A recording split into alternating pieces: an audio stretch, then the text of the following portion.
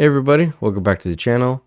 It is official, Trump is back in office, and with this news we found out that we could potentially be seeing tariffs in the next 10 to 11 days. Now the day started off by a lot of people being happy, saying no tariffs on day one because there was no mention of tariffs. However, while Trump was busy signing executive orders, this question was posed to him, and then this is what he said about February the 1st. Where are you thinking on tariffs on Mexico, given these actions you're signing on the border? Well, we're thinking in terms of 25% on Mexico and Canada because they're allowing vast numbers of people. Canada's a very bad abuser also. Vast numbers of people to come in and fentanyl to come in. When do you think you would enact those? I think February 1st. Are you planning on giving notice of that? I think we'll do it February 1st. 25% on both, sir? Sir, on each. On each, Yeah. Now, with Trump making this kind of announcement, it gives us a bit more of a concrete time of when to expect these potential tariffs. However, it did throw our Canadian government for a loop because they were under the impression that day one tariffs would be coming in, and they were talking about retaliatory tariffs from the get-go, and now this kind of changes up the playing field a little bit. The federal government previously came up with a plan to potentially fire back with $37 billion worth of tariffs on American goods, and that could escalate. But it's unclear exactly how Canada will officially respond. All right, so now let's bring in Katie Simpson. So, Katie, this news late tonight from President Trump certainly seems to be upending a lot. It completely changes the arc, the narrative for the Canadians today. I just got off the phone with a senior Canadian government source, and what was expressed to me is that they view this is how Trump operates. While they were not specifically expecting this tonight, they thought that it was going to be a good day for Canada, that there wasn't any specific language around tariffs directly on Canada in this moment. But to this late breaking news, they're not necessarily surprised because they expressed to me that from the Canadian government's perspective, they were prepared for anything today because Donald Trump is so unpredictable. One other point that was made to me was that while the Canadian government obviously takes anything Donald Trump says extremely seriously, some of the couching in that language gave them a little bit of optimism. They're not necessarily taking it to the bank like this is for certain, but they know Trump is unpredictable. They've dealt with this before. And so really, it completely shifted the narrative. A number of Canadian officials who were at today's events here at the embassy are now flying back to Canada. They plan to attend the cabinet retreat. And this news broke as many of them were heading to the airport and sort of shifted the mood and the tone of today. Now, as I mentioned, a lot of the reports that were coming out was that there was going to be no tariffs because there was no mention of it. And Danielle Smith actually was at the inauguration. She was in Washington, and so was some of our media, CBC, CTV, and she actually sat down with Vashi to talk about this, and this is how that interview went.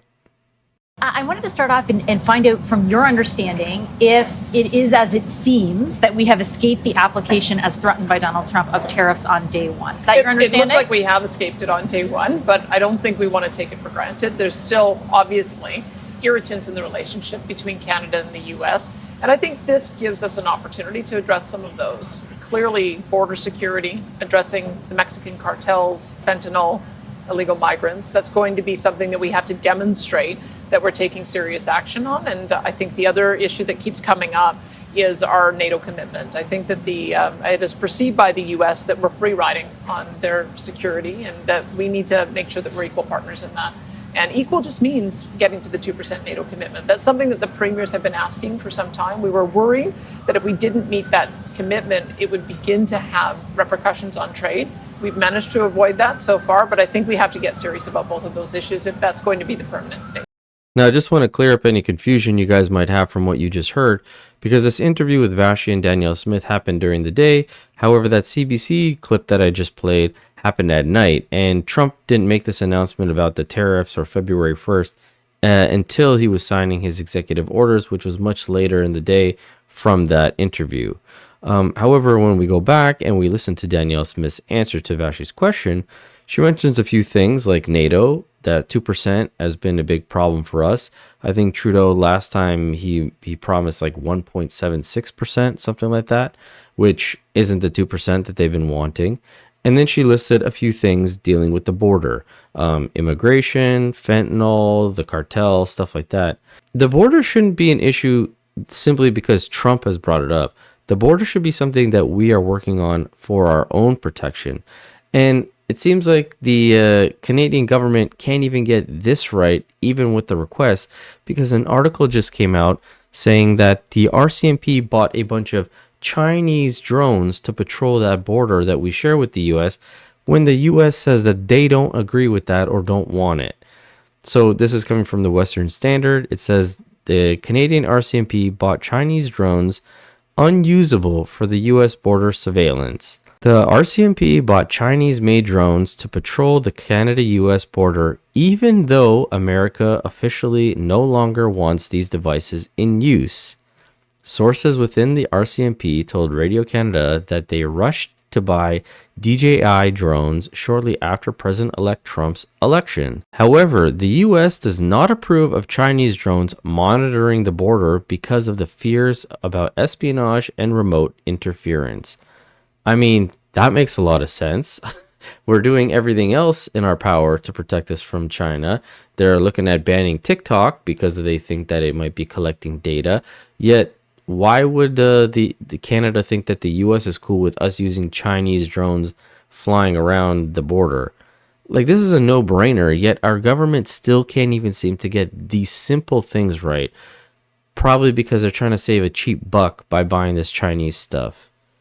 But I digress. Let's get back to the interview. Do you have a sense of what changed? Because I remember even after you came back last week from Mar-a-Lago, your impression was tariffs are coming. Not to say that we've escaped the application of them forever, but like in the last week, have you been sort of informed of any change in the discussion? Goldie Hatter was telling us he thinks there's kind of two camps. The Lutnick camp, the Miller camp have different messages, and one just seemed to resonate. Do you have a sense? I can tell you the argument that I make. What I say is that our energy provides the Americans the opportunity to be energy dominant, which is what we know they want. They simply would not be able to export as much as they do right now without being able to have Canada's backfill. We provide cheap energy to the US, they upgrade it, they export it, and it also provides low cost of products to their consumers. And so I think you can make that argument for a whole range of products. You can make that argument on electricity, you can make that argument on critical minerals, you can make it on timber, you can make it on food. And if you're starting to address issues of tariffs, you have to address how it's going to impact the American consumer. I think that's probably the framework that they're coming to it now, and they have to be very thoughtful about it. So does it mean that we won't see tariffs at all? I don't know that, but it does mean that we have an opportunity to make our case. So I think we should be grateful for that. Premier Smith, you spent a lot of time with American politicians over the past 2 days. Are you sensing, is there perceptible change that these U.S. tariffs could, in fact, affect American consumers? Are they recognizing that? Are they realizing that? I think it's an inescapable fact. If you put a 25% tariff on oil and gas, it would we calculate in many states, especially those that are 100% reliant in their refineries on Canadian oil, it could increase the cost of gasoline by $1 a gallon. That would have a very serious impact on American consumers. And so I think that because the U.S. president has that joint objective of being able to be energy dominant at the same time as secure low energy prices for his own people, I think that we can make that argument. We can lead with that. But it goes further than that. If you look at the national security world that they're facing, they want to be able to support their friends and allies. We can help them do that. They know they have to have a supply of uranium. Right now, Kazakhstan and Russia are two of the big suppliers, but so is Saskatchewan. Far better to get it from friends and allies in Canada than some of the hostile regimes of the world. And I think if we keep on making those kinds of arguments, we're going to be able to have a breakthrough with this presidency. You said in your statement that you released just before this that and correct me if I'm wrong, I read it very quickly, but that we should be refraining from talking about countermeasures or possible retaliatory tariffs. What evidence do you have that won't work, since that has been what's been talked about the past few weeks, and it appears we've escaped the immediate application of these tariffs? I just think that we have to be realistic about the fact that we're an economy 1/10 the size of the Americans, and any trade dispute that we get into, if we ratchet it up, it's just going to be more and more painful for Canada. We're going to suffer more from that than the Americans are. And why can't we avoid that altogether? We can make a positive case for why it is that we benefit from this cross-border relationship. That's what I've been doing. And I think that if we continue to make those kinds of arguments, that we should be able to avoid any kind of application of tariffs. Now, what she's saying makes a lot of sense. Why are we throwing the counterpunch when they haven't even thrown their punch? But as the saying goes, never bring a knife to a gunfight. The US would hurt us way more than we would hurt them. As she stated, our economy is a tenth of the size of the US. And even David Cochrane brought this up and was questioning Jagmeet because Jagmeet's been so gung-ho on the retaliatory efforts. When he was on the CBC today, David Cochrane pushed back on him and questioned him about this exact thing. But if he does pick it, that it's not just going to be Canadians that feel the pain, Americans will as well. That's the only way we can ensure that Donald Trump backs away from this. Right, but you've seen the analysis, I'm sure you've read the analysis that has been done on this, that if Trump goes ahead with the 25% tariff, you're looking at up to 4 to 5 percentage points of GDP just gone. So that's a full-blown recession, and retaliatory at an equal level compounds that even further. So, I mean, how does a much smaller economy with a much smaller population like Canada handle that? I mean, I appreciate you want to retaliate and inflict pain on the Americans, but the calibrated approach versus the broad approach, one inflicts pain, but the broad approach hurts Canadians as much or more than it hurts the Americans. Well, I'm saying all the tools should be on the table and we should be ready to go as far as that and look at options beyond it. That's why I suggested things like critical minerals. That's not where we start at. That's not our starting point, but that's something that we need to keep on the table, that we are prepared to go to that level. There is only one way to fight back. There is no other way. We have to be able to fight back by applying pressure on the Americans, on the United States, letting them know that it's going to hurt. You know, Jagmeet embodies that phrase, when you think like a hammer, everything looks like a nail, because all this guy talks about is hurt, hurt, hurt. It's the only option that runs through his mind is that we need to hurt them. And he doesn't actually think about the hurt and the repercussions that can happen to the Canadians. Because when Vashi actually posed this same question to Danielle Smith saying, why can't we do both? This was her response. Can't the two things be done at the same time? I think when Canadians hear you say like, oh, don't talk about anything we could do in response, just talk about how good we could have it all together, it feels a little bit like advocating to just lie down and let them steamroll us. Can you understand Canadians who would want to see a little bit of a response from various governments? I think you have to be your response has to be proportionate. My caution was, let's wait and see what happens. Let's wait and see what the government does, and the fact that they have decided to take a closer look at it, that gives us the opportunity to make the case. And I just don't think you should threaten things that you're not prepared to do. Like, there's no chance that we will be cutting off energy exports to the U.S., so why threaten it? It doesn't make sense for us to have a Canadian tariff apply to Canadian goods with dollars going to Ottawa, so why threaten that? If you want to be able to because match, it might work. With all due respect, and I take your point on the lack of logic, but I think I talked to people in other governments, even Scott Moe, who's an ally of yours on this, and everyone had migrated to a point where they were okay with the possibility of raising the specter if it accomplished something positive in the end. They felt like you were working. Doug Ford, essentially communicated that you were working against the national interest by saying otherwise. And I think that's a great answer. It needs to be proportionate. Just because they put tariffs on us doesn't mean we just go gung-ho crazy and retaliate. We need to be able to see what we can do. And since they're not doing it right now, why don't we use this time and bolster our position to potentially get there to be no tariffs? Let's work on building that relationship there, instead of just throwing the kitchen sink at it and potentially harming Canadians even more by retaliating with things that we can't really do. But as you heard her talking about Premier Scott Moe and then Doug Ford saying that it seems like she's not working with them, listen to what she says, because she calls them out and proves that Alberta is always the one that's propping up the country, and they keep getting kind of the shit end of the stick. Just take a listen. Well, you know what I didn't do? I didn't go out and say, let's stop selling car parts to America to get serious about the trade relationship. I didn't go out and say, let's stop selling aluminum from Quebec. And that's what I objected to. You can't pick on one particular province and one particular commodity. If we're having to take the kind of measures that everybody shares in equally, well, then I guess we have to. But the nice part is today we don't have to. Today we can have a positive conversation about how we maintain the nearly tariff-free relationship with the United States. And I hope we can continue on that front. because I don't like the divide and conquer approach that I've seen the Prime Minister take. I don't think that that's very helpful. The table that we normally have as a group of premiers is that when we do communiques, we make sure that everybody's comfortable with what's in it. And I made it pretty clear that picking on Alberta was just not going to be the way to achieve any kind of solution. And in fact, I think that using energy and saying that we're going to sell the Americans more is actually a far more powerful argument than saying we're going to sell them less, especially with their framework being one of energy dominance, and we know that we can make sure that they achieve that. No tariffs today, but the question, as we've been asking, is how long will this last, right? And so, Premier Smith, how do you prepare? I mean, aside from making the argument that these tariffs could hurt Americans, how do you prepare for that if it were to happen? I mean, a country has to do something. I'll tell you what I'm preparing for. I've said for now the last couple of years that we want to double our oil and gas production.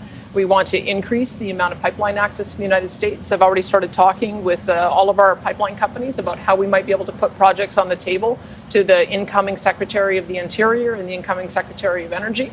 And that's how I'm going to proceed. I'm going to say, we know what you want to accomplish. We're here to be able to help you, and hope that leading with that kind of relationship is going to benefit all of Canada. That's the approach I want to take. Bigger picture, though, doesn't that just increase our dependence on this trading relationship and put us in an even more vulnerable spot moving forward? Well, I would love to also talk with Quebec about how we might restart Energy East through their province. Would they be willing to do that? I'd like to start talking with British Columbia, how we might reactivate Northern Gateway. I mean, we have to make a choice here, and we have to understand the reason we become so dependent on the United States is that we haven't been engaging in those partnerships across the country, and I think we can do both. I think that we can continue to enhance our relationship with the United States, but then we have to have an honest conversation as Canadians about why we keep blocking each other's projects, why it is we keep on blocking some of the major projects that would allow us to sell the export products around the world that we know that the world needs. And so maybe this is a wake-up call for all of Canadians. Let's get rid of internal trade barriers.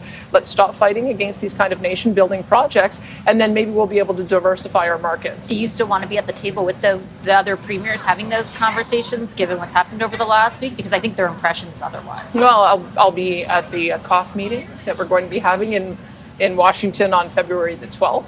I believe that we're going to be having regular meetings, and I hope it's going to be really constructive. I think this is a real opportunity for us to identify ways that we can work together. You know, I've said it before and I'll say it again. This is why I'm sometimes jealous of Alberta, because of Danielle Smith and this common sense approach.